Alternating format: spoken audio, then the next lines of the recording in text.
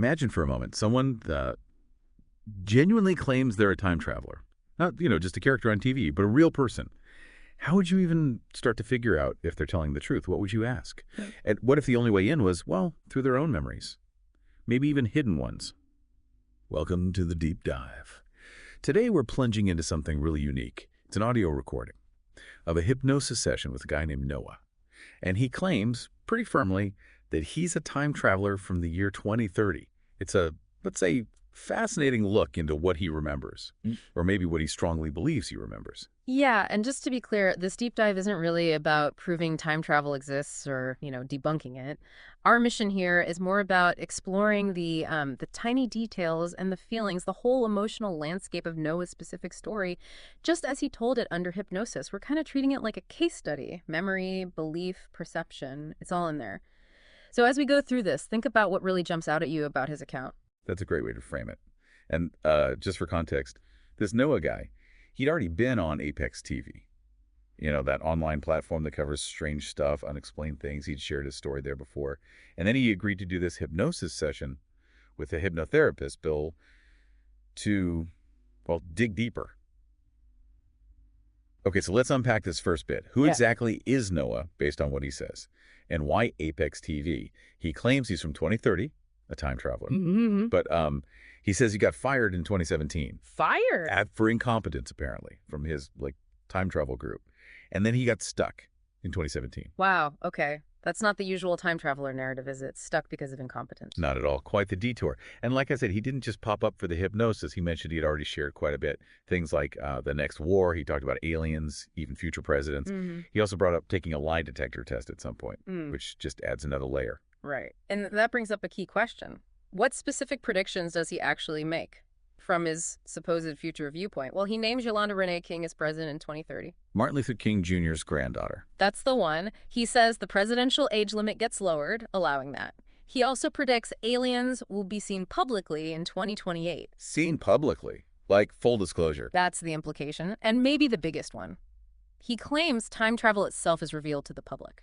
When? Same year, 2028. Okay, that kind of specificity. It definitely grabs your attention, doesn't it? He's not just making these vague, far-off claims. He's putting dates on massive global events. Exactly. Aliens and time travel out in the open in 2028, a new president by 2030. That's a pretty bold set of predictions. So to understand where these memories or claims are coming from, we need to look at the hypnosis itself. That's the core of our source material today. The hypnotherapist, Bill, he used a very specific method. Had Noah lie down, get comfortable, take deep breaths. Standard induction technique, sounds like. Right. Bill even said he didn't need to force his eyes shut. They'd close naturally. Then he counted to 10, telling Noah to relax more with each number. And the goal was to visualize himself right back in that moment, just before he time traveled to 2017. And what's really fascinating about using hypnosis this way is the attempt to tap into those deep memories, potentially forgotten ones. The whole point was to take him right back to arriving in 2017, the moment he got stranded, to see if details emerged that he couldn't access consciously. Yeah, and apparently it got intense pretty fast. As Bill counted down, Noah started recalling things. Specific details, raw emotions. Like he was reliving it. Almost, yeah. Sounded like it right there in the session. So what was his team actually doing before all this went wrong? He mentioned they were originally going to 2002 to study a natural disaster. Okay. But then, boom, sudden change of plans. We were told, no, now you're studying the cartel. The cartel, that's a huge shift from a natural disaster. Right. And he also mentioned his team size 17 members. So describe the moment it all fell apart, the event that got them stranded. He remembers being picked from the job, just told flat out, you're stuck in 2017. Just like that. Yeah. He described being woken up, told time travel was over for them, mission terminated, you're stuck. Wow, that must have been jarring. And clearly it triggered some powerful emotions. What did he recall feeling right then? He talked about anger, intense anger, said he'd actually forgotten just how angry he was. And he remembered swearing at one of his teammates, blaming them. Blaming them for what? For the incompetence that got them stuck. That was the word he used. But then almost immediately he said this wave of guilt hit him. Guilt. Why? Because he realized that teammate was, quote, without a family, stuck, just like him, dealing with the exact same awful situation. It's this really raw emotional sequence: anger, blame, then sudden empathy and guilt. Whether it's a true memory or, a constructed one, it shows how people process trauma. It's such a human moment, isn't it? Even wrapped up in this wild story about time travel, you have these incredibly relatable feelings: blame, anger, regret. Absolutely. It grounds the extraordinary in something very, very familiar, universal even. Okay, but beyond that immediate moment, he also remembered giving a warning, a serious one. He recalled telling his teammates something like, "They would kill you guys if you said anything about this." They? Who's they?